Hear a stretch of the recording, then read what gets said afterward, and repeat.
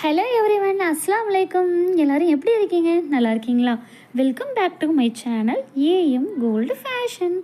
இன்றைக்கி நம்ம சேனலில் எதை பற்றி பார்க்க போகிறோன்னா, நம்ம எஸ்பிஓவில் நம்மளுக்கும் கீழே நம்மளோட டீம் மெம்பர்ஸை நம்ம கெயிட் பண்ணுறதுக்காக டெலிகிராம்லேயோ இல்லை வாட்ஸ்அப்லேயோ குரூப் வச்சுருப்போம் இல்லையா? அந்த குரூப்பில் போல் ஆப்ஷன் எப்படி வைக்கணும் அப்படிங்கிறது ஒரு சில பேருக்கு தெரியல. இப்போது இந்த வீடியோவை பார்த்து நம்ம தெரிஞ்சுக்கலாம். ஓகேவா? எதுக்காக போல் ஆப்ஷன் அப்படிங்கிறது சில பேர் கேட்பீங்க.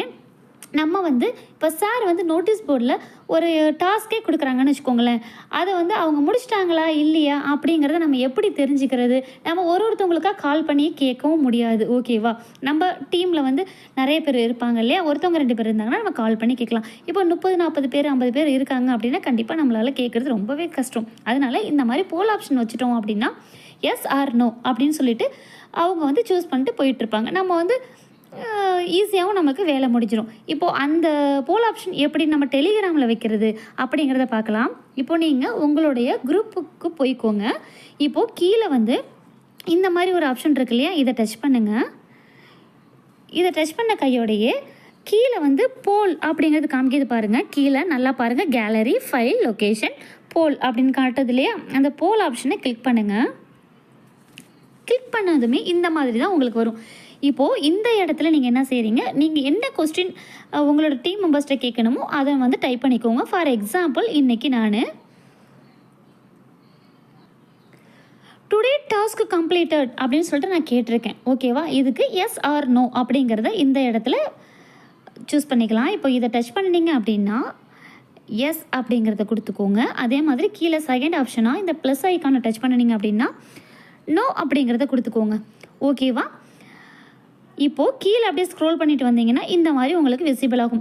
இப்போது இதில் இந்த ஆப்ஷன் டிக்கில் இருக்கு இல்லையா? இதுவுமே நீங்கள் ஆஃப் பண்ணிக்கோங்க. இதில் நீங்கள் எதுவுமே ஆன் கொடுக்கணும்னு அவசியம் இல்லை.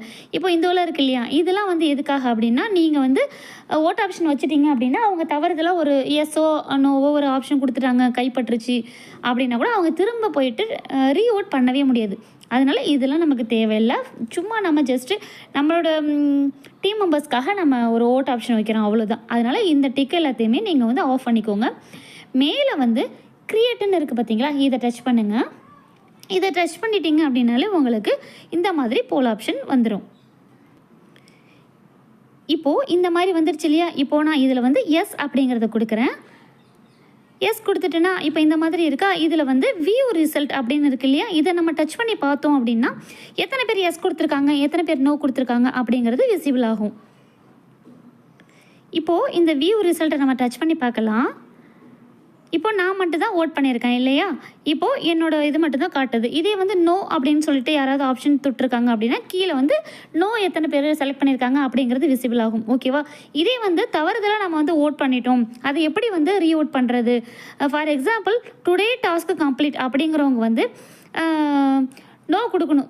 தவறுதலாக எஸ் கொடுத்துட்டாங்க. ஓகேவா? அவங்க டாஸ்க்கு கம்ப்ளீட் பண்ணவே இல்லை, பட் அவங்க எஸ்ன்னு கொடுத்துட்டாங்க. இப்போ தவறுதலாக கொடுத்ததுனால இப்போது ரீஓட் பண்ணணும். அது எப்படிங்கிறத பார்க்கலாம். இப்போது லைட்டாக இந்த சைடில் சும்மா நீங்கள் டச் பண்ணாலே போதும். இந்த இடத்துல இந்த மாதிரி ஆப்ஷன் வருது இல்லையா? இதில் ரீஓட் அப்படின்னு இருக்குது பாருங்கள். இதை டச் பண்ணாலே போதும். இப்போது நம்ம ஓட் பண்ணினது ரீஓட் ஆகிடும். ஓகேவா? இப்போது நோ அப்படிங்கிறத கூட நம்ம கொடுத்துக்கலாம். ஓகேவா? இந்த மாதிரி தான் ஃப்ரெண்ட்ஸ் நம்ம போல் ஆப்ஷன் வைக்கணும். இந்த வீடியோ உங்கள் எல்லாருக்குமே வெரி யூஸ்ஃபுல்லாக இருந்திருக்கும்னு நான் நம்புகிறேன். கண்டிப்பாக நம்ம சேனலை சப்ஸ்கிரைப் பண்ணிவிட்டு லைக்கும் பண்ணிவிடுங்க. தேங்க்ஸ் ஃபார் வாட்சிங்.